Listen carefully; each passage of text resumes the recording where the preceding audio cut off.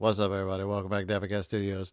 I'm your host, Sir Stormchild, and welcome to Vinyl Unicorn, a show where I do whatever the heck I want. That's kind of a weird throwback. Anyway, so I read a lot. I've been recently reading The Stand, which is probably the best Stephen King book I've ever read, and I own way too many of them. And I have a few books that I recently read that I don't like. Okay, the title probably says they're garbage, but it's not like there's redeeming qualities. And yeah, they're either mainline books that people know and have know of the series, at least for whatever. By the way, this episode is about books, not so much like the book to film translation. You want that? Go watch Dominic Noble. He's way better at that than I am. Let's just jump into it. These are just 5 books that I just did not have any enjoyment reading. Dune, didn't like it, don't care for it, just saying.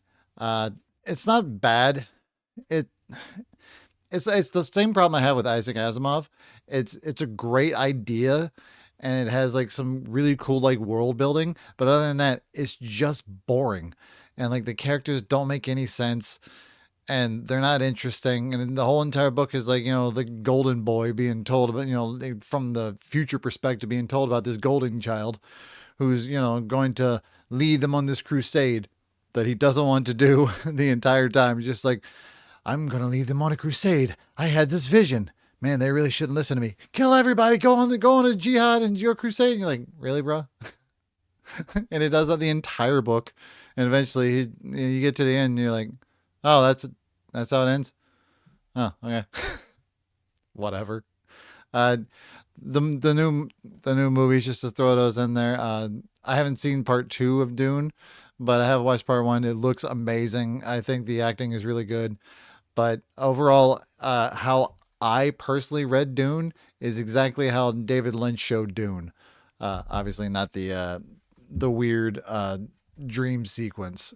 That's clearly not in there. But I think it takes place in a part of the book that I just find absolutely boring. It's a great world building. I just don't like the characters and the overall storyline. I find it exceptionally boring, and it's not pretentious, and it can come off as that, but it's not pretentious. It's just academical, I guess is what I'm trying to say. Second book, Murder on the Orient Express. Didn't like it.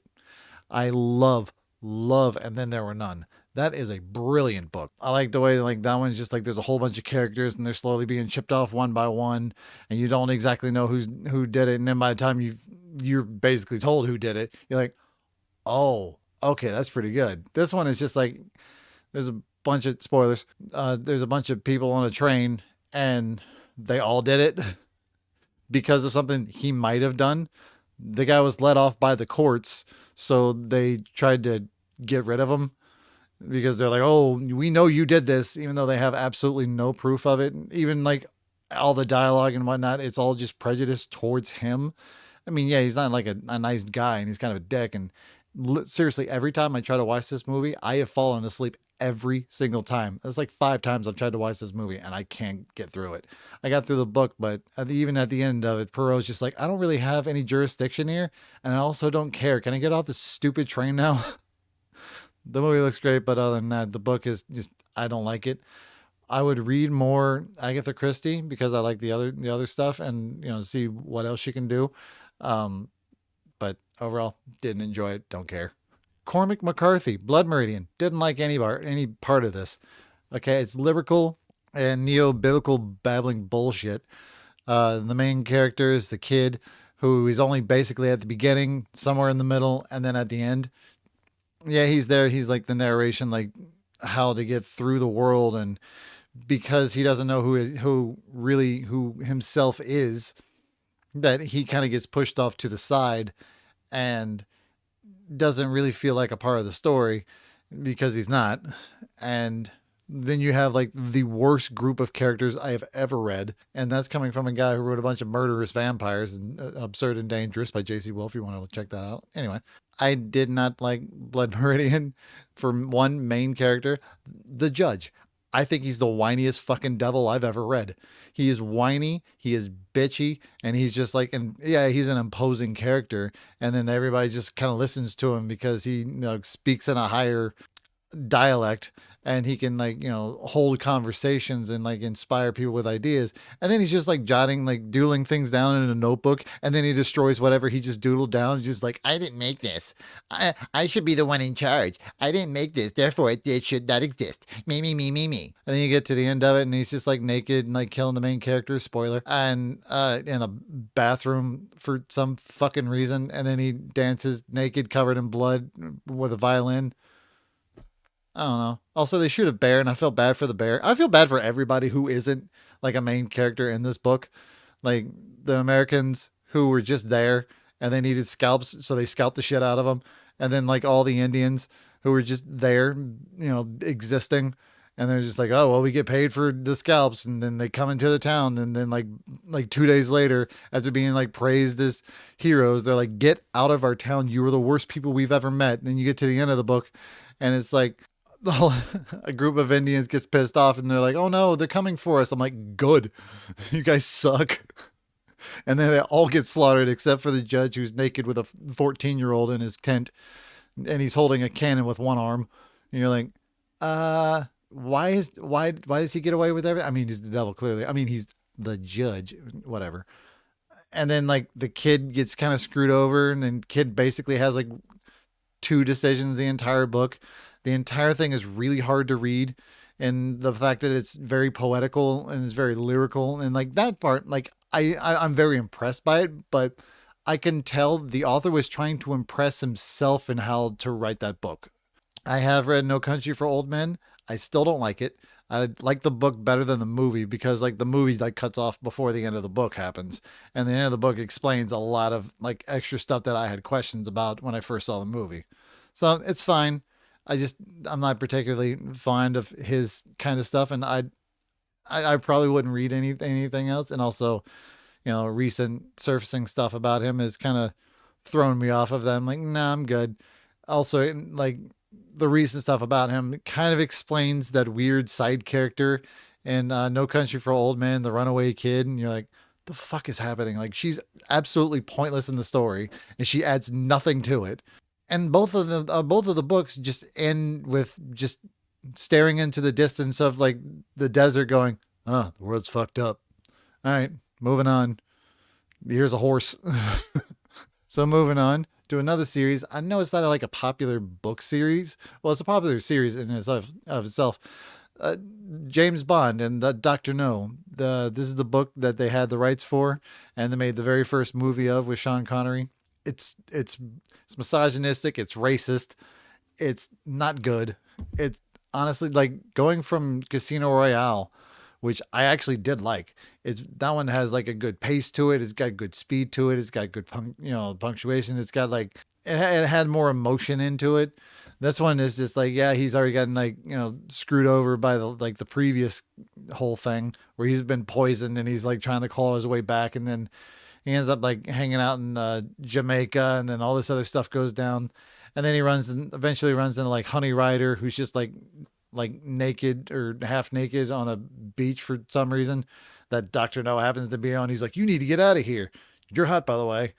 And then when you get into the whole Dr. No part, he's just called Dr. No because everybody told him what to do. And he's just like, no. And also I'm a doctor. Like, really? This is fucking stupid.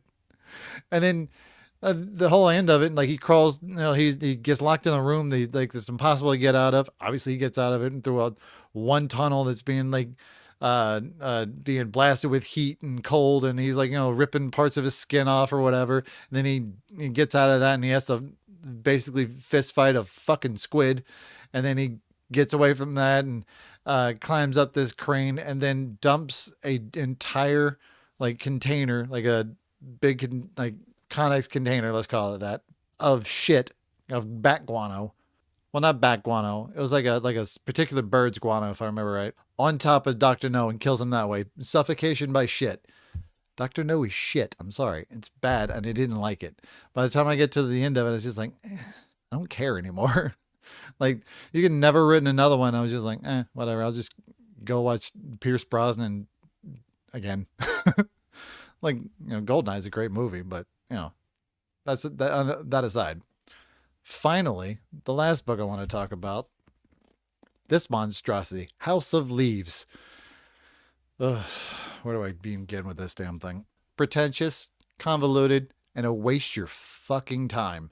Half of the book, the Davidson record, like the actual like, well, if not the well, it's kind of philosophical, but more the academical side of it was genius. I actually thought that was really good. But then you add like another layer on top of it, and then you add another layer on top of it, and you're like, the hell? But to briefly summarize the entire thing, if you haven't ever figured it out, go watch Skinamarink. It's faster. How to Explain House of Leaves. The story is about a guy, Johnny, whatever. He's a tattoo artist or like an apprentice, and his friend and him like go on like misadventures and get high and get fucked up or whatever. And it doesn't make any sense. And like a lot of it is just like very like, you've never done this. And his friend knows about this guy, Zampano, who's a blind guy who wrote an entire the paper on the Davidson record, which is a documentary that doesn't exist and a house that never happened. There's too many layers, don't need to be there. Literally, just read the Davidson record and you'll get through it a lot faster. The Davidson record is actually really good when it gets into like the spiraling staircase. That's in short version. Guy finds a hallway that doesn't exist in his house, and then he films it. And he's a photojournalist and a documentarian, that kind of whatnot. And he's having problems with his wife, so there's like certain parts of it that are kind of filtering that out. He also has like a brother or whatever, and like it's just not good. Even like the dialogue parts aren't that good. The horror parts are really well done. Once you get down, like eventually like one of the kids gets lost in the nightmare hole, and they're trying to go down there and trying to find him, and everything's black and it keeps moving and shifting, and they're trying to find him, and then eventually it gets nuts, and you're reading the book and then you're like, oh, I gotta read it upside down now. Graphically it's really interesting, but like substance wise, no. Unless I needed to irritate somebody, I wouldn't make them read that. Why would I? I wouldn't tell them to read this because it just, well, of what I said earlier. I wouldn't tell anybody to read this unless you want something like horribly bloody and kind of pointless. I wouldn't tell anybody to read this unless they hadn't read anything else by Agatha Christie. If you've never read anything else by her, it rolls really well, and it's very well written. I just didn't like the plot of it, especially the ending. Dune, I will back that up. I did not like this book. I don't like the movies. I mean, I could deal with like the certain parts of the movies, but it's like overall, like it's not gonna like get me sucked in or like any Space Marines or some shit. And just like, I don't fucking care. I'm also reading The Stand.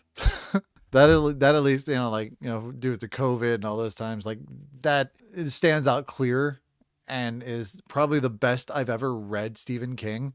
And I've read a lot of Stephen King. I've read the entire like Dark Tower series. That's why I picked up The Stand. And everybody else is like, oh, you got to read these books. You got to read these books. They're the best ever.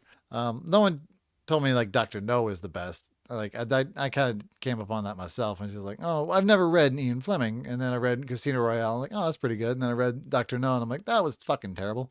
I also started reading From Russia with Love, and I'm like, this is bad. Why did everybody like this shit? The movies are incredible, but yeah, I'm done. You did your job. You came back and you checked in on me. I'm fine, mostly. Merry Christmas. Happy holidays or whatever. Thanks so much for watching, Blake. Thank you for being here. Please be safe out there, and I'll see you beautiful, beautiful people in the next one. All right, later. What do you want?